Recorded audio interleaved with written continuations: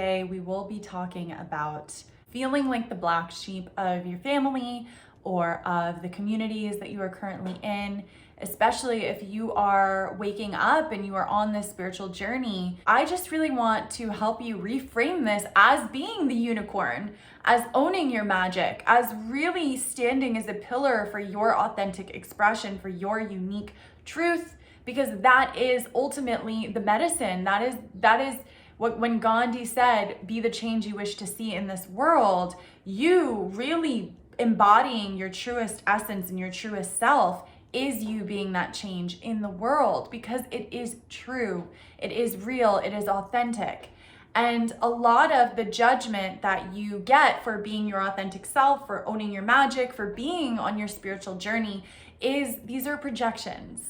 Right? We are all mirrors for each other. So when you are really owning who you are and when you are standing out, it's inevitable that people are going to judge. And when people are judging you, they're not judging you per se, they're judging a piece of themselves. So really, this journey is about coming into your authentic truth and being, and it can feel really edgy because it requires you to own pieces of yourself that might make you feel disowned by the people that you care about the most. And I want to remind you that if you are disowned by the people that you care about the most, those aren't your people. I just really want that to land for a moment. Even if it's your family, even if it's your partner, right? It's a path of aligning with what feels really right for you. As you progress in your spiritual journey, you're going to shapeshift, you're going to evolve, you're going to expand, right? And a lot of the times when you go through this expansion, when you have these quantum leaps, right? The quantum being the field of limitless possibility and potentiality.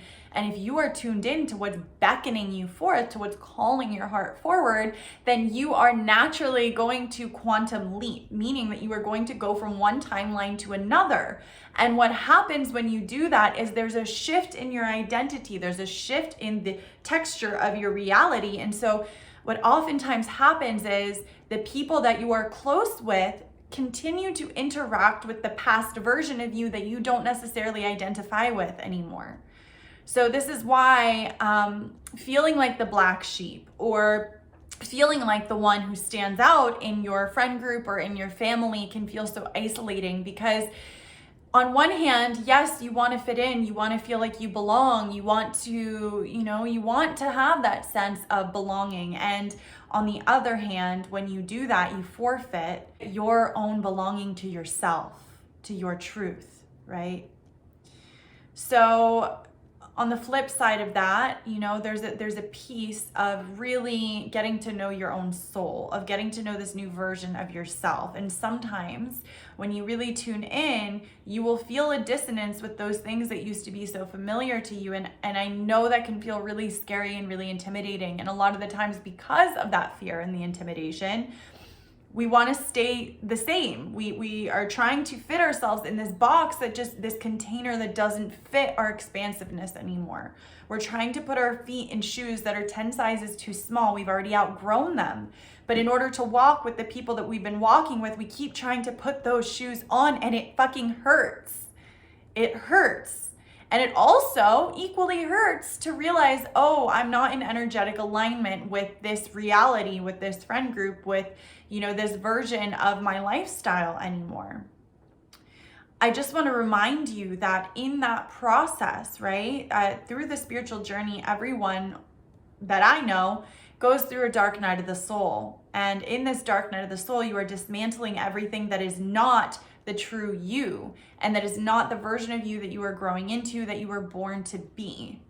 So one of my favorite quotes is, when you feel like you've been born into a world that you don't fit into, it's because you're here to birth a new one. You are here, I butchered that a little bit, but you're here to create a new world.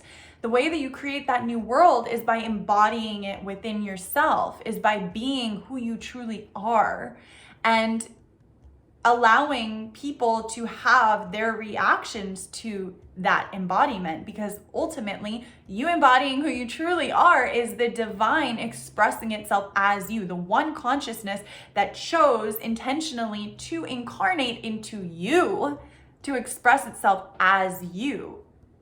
So when you stifle a piece of you or your expression to fit into a mold for someone else, for what you perceive to be right and societally correct for another person or a community or, you know, your Instagram following or your parents, right? You are stifling your expression of God. You are cutting off your expression of God. And your expression of the divine, if God doesn't feel right to you, just use the word divine or love or universe. Your expression of love, your expression of the divine can only be had and experienced by you. So when you cut off who you truly are, you are robbing the world and people of the expression of source that only you can embody and express. Please let that land. You are art. You are a masterpiece. You're not supposed to look the way everyone else is. Your path is not going to look the way everybody else's looks.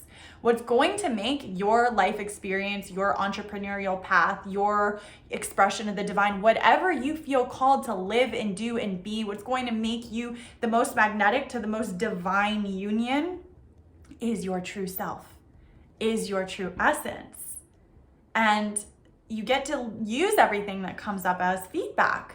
How do you feel in your body when you are around certain people? Do you feel like your true self? And so this is why a lot of the times, a lot of people in the spiritual path spend a lot of time in solitude, a lot of time connecting in, you know, our own channel to the divine, where there's nothing that's diluting our experience and expression of divinity, right? We're like free to be in our full flow and essence. And ideally, we operate from that space and then we align with those who feel like they complement that environment, that energetic space of living. So like Abraham Hicks says, you know, it's about getting into right alignment. It's about getting into vibrational alignment. It's about getting into the vortex. When you're in the vortex, that's when you are connected to your unique channel to source consciousness. And from that space, you are emitting and embodying unconditional love. And this is what Jesus taught. This is what Mary Magdalene was here embodying, is this frequency of unconditional love and truth, right? The truth of their beingness, owning their humanity and their divinity, right? As this one embodied being.